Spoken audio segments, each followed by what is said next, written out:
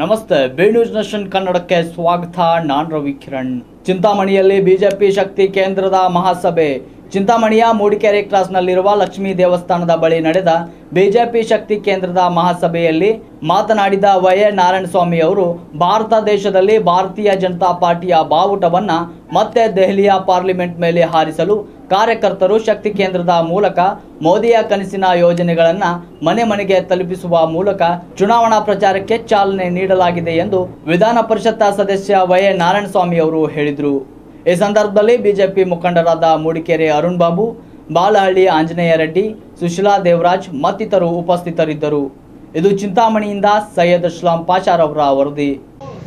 ಸುಮಾರು 10-15 ಸಾವಿರ ಕಡೆ ಈ ಮನ್ ಕಿ ಬಾತ್ ಪ್ರೋಗ್ರಾಮ್ಸ್ ಅರೇಂಜ್ ಮಾಡಿ ಇಂಟ್ರಾಕ್ಷನ್ ಮಾಡಿದ್ರು. ಅವತ್ತು ಹೇಳಿದ್ರು ಅವರು ಪದ್ಮಭೂಷಣ ಪ್ರಶಸ್ತಿಗಳು, ಪದ್ಮಶ್ರೀ ಪ್ರಶಸ್ತಿಗಳು, ಭಾರತ ರತ್ನ ಪ್ರಶಸ್ತಿಗಳು ಮೊದಲು ಯಾರು ಕೊಡ್ತಾ ಇದ್ರು? ಚಿಂತಾಮಣಿಯಲ್ಲಿ ಇಲ್ಲ KM ಕೃಷ್ಣ ಹೇಳ್ಬೇಕಾಗಿತ್ತು, ಇಲ್ಲ ಚೌಡರೆಡ್ಡಿ ಹೇಳ್ಬೇಕಾಗಿತ್ತು, ಇಲ್ಲ ಇನ್ನು MP ಹೇಳ್ಬೇಕಾಗಿತ್ತು, ಇಲ್ಲ ಸಾಹುಕಾರ ಹೇಳ್ಬೇಕಾಗಿತ್ತು, ಇಲ್ಲ ಇನ್ಫ್ಲೂಯೆನ್ಸರ್ ಹೇಳ್ಬೇಕಾಗಿತ್ತು, ಇಲ್ಲ ದೊಡ್ಡ ಜಾತಿಯವರು ಹೇಳ್ಬೇಕಾಗಿತ್ತು, ದೊಡ್ಡ ಸಮುದಾಯ ಹೇಳ್ಬೇಕಾಗಿತ್ತು.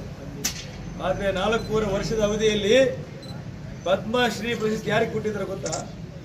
ಕರ್ನಾಟಕದಲ್ಲಿ ಸೂಲಗಿತ್ತಿ ನರಸಮ್ಮ 15,000 ಡೆಲಿವರಿಗಳು ಮಾಡಿಸಿ ಹಾಸ್ಪಿಟಲ್ಗೆ ಹೋಗಿದ್ದೀರಾ. ಹೆರಿಗೆಗಳು 15,000 ಹೆಣ್ಮಕ್ಳಿಗೆ ಆಸ್ಪತ್ರೆ ಕಳಿಸಿದಿರಾ. ನಾಟಿ ವೈದ್ಯದ ಮುಖಾಂತರ ಡೆಲಿವರಿ ಮಾಡಿಸಿ ಪಾವಗಡ ತಾಲೂಕಿನ ಹೆಣ್ಮಗಳು ಸೂಲಗತ್ತಿ ನರಸಮ್ಮ ಆಯಮ್ಮನ ಕಂಡಿಡಿದ್ರು. ಎಲ್ಲಿದ್ದಾರೆ ಆಯಮ್ಮ? ಹುಡುಕ್ಬೇಕು ಆಯಮ್ಮ ಎಷ್ಟು ಯೋಚನೆ ಮಾಡಿ 15,000 ಡೆಲಿವರಿ, ₹1 ಖರ್ಚು ಮಾಡಿದಿರಾ. ಇವತ್ತು ಯಾರಿಗಾದ್ರೂ ಹೊಸದಾಗಿ ಮದುವೆ ಆಗಿ ಒಂದು ಮಗು ಆಗಿಬಿಟ್ರೆ ಪ್ಯಾಕೇಜು 4 ಲಕ್ಷ ಬೆಂಗಳೂರಲ್ಲಿ, ಚಿಂತಾಮಣಿಯಲ್ಲಿ 2 ಲಕ್ಷ ತಗೊಳ್ತಾರೆ. ನಾರ್ಮಲ್ ಡೆಲಿವರಿ ಹಾಕಿ ಬಿಡೋದೇ ಇಲ್ಲ. ಬಿಡ್ತಾರಾ? ಕಡುಪುಲ ಪೇಕ್ ತಗಲಿಸ್ಕೊಡಿಸಿದ್ರೆ ಕೋಯಲ್ಲಿ ಕಡುಪು ಕೊಡ್ತಾರೆ ಅಂದ್ರೆ ದುಡ್ಲ ಚೆಕ್ ಇಂತ ಎಲ್ಲ ಊಲ್ವಾಡಿ ಮಹಾಶಕ್ತಿ ಕೇಂದ್ರಕ್ಕೆ ಸೇರಿದ ಬೂತ್ ಮಟ್ಟದ ಬಹಳ ಪವರ್ಫುಲ್ ದೇವರು. ದುಷ್ಟರನ್ನ ಸಂಹಾರ ಮಾಡಬೇಕು, ಶಿಷ್ಟರನ್ನ ಕಾಪಾಡಬೇಕು, ಸಮಾಜದಲ್ಲಿ ಒಳ್ಳೆಯದನ್ನ ನೆಲೆಗೊಳ್ಳಬೇಕಾದ್ರೆ ಸಂಕಲ್ಪ ಮಾಡಬೇಕು ಅಂತ ಏನಾದರೂ ನಿಮ್ಮ ಮನಸ್ಸಿನ ಭಾವನೆಯಲ್ಲಿದ್ದರೆ ಮೊದಲನೇದಾಗಿ ನಾವೆಲ್ಲರೂ ಸೇರಿ ಆ ನರಸಿಂಹಸ್ವಾಮಿ ದೇವಸ್ಥಾನದ ಆ ಪಾದಕ್ಕೆ ನಮಸ್ಕಾರ ಮಾಡಬೇಕು ಅಂತ ಕೋರ್ಕೊಳ್ತಾ ಇದ್ದೀನಿ ನಿಮಗೆಲ್ಲರಿಗೂ. ಇಂಡಿಯ ಲೋಕಸಭಾ ಚುನಾವಣೆಯ ಪೂರ್ವಭಾವಿ ಸಭೆ, ವಿಶೇಷವಾಗಿ ಭಾರತ ದೇಶದ 30 ರಾಜ್ಯಗಳ ಎಲ್ಲ ಕಡೆ ಶಕ್ತಿ ಕೇಂದ್ರದ ಸಭೆಗಳು, ಮಹಾಶಕ್ತಿ ಕೇಂದ್ರ ಸಭೆಗಳು, ಬೂತ್ ಮಟ್ಟದ ಸಭೆಗಳು, ಮಂಡಲ ಮಟ್ಟದ ಸಭೆಗಳು, ವಾರ್ಡ್ ಮಟ್ಟದ ಸಭೆಗಳು ನಡೀತಾ ಇದೆ. ಈ ದೇಶದಲ್ಲಿ ಒಂದು ಹೊಸ ಇತಿಹಾಸವನ್ನು ಸೃಷ್ಟಿ ಮಾಡಿದವರು ನರೇಂದ್ರ ಮೋದಿ ಅವರು. ನಿಮಗೆಲ್ಲ ಒಂದು ವಿಚಾರ ಗೊತ್ತಿರಲಿ, ಮನ್ ಕಿ ಬಾತ್ ಅಂತ ಕಾರ್ಯಕ್ರಮವನ್ನು ಪ್ರಾರಂಭ ಮಾಡಿದರು.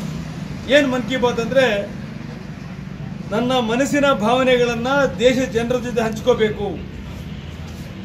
ಆ 64 ಮನ್ ಕಿ ಬಾತ್, ತಿಂಗಳಿಗೊಂದು ಮನ್ ಕಿ ಬಾತ್ ಅಲ್ಲ. ಒಂದು ತಿಂಗಳು ರೈತರ ವಿಚಾರ, ಇನ್ನೊಂದು ತಿಂಗಳು ವಿದ್ಯಾರ್ಥಿಗಳ ವಿಚಾರ, ಇನ್ನೊಂದು ತಿಂಗಳು ಹೆಣ್ಣುಮಕ್ಳ ವಿಚಾರ, ಇನ್ನೊಂದು ತಿಂಗಳು ಹಿರಿಯರ ವಿಚಾರ, ಇನ್ನೊಂದು ತಿಂಗಳು ಕೈಗಾರಿಕೆಗಳ ವಿಚಾರ, ಇನ್ನೊಂದು ತಿಂಗಳು ಕೃಷಿಕರ ವಿಚಾರ, ಇನ್ನೊಂದು ತಿಂಗಳು ಕಾರ್ಮಿಕರ ವಿಚಾರ, ಇನ್ನೊಂದು ತಿಂಗಳು ಉದ್ಯೋಗದ ವಿಚಾರ.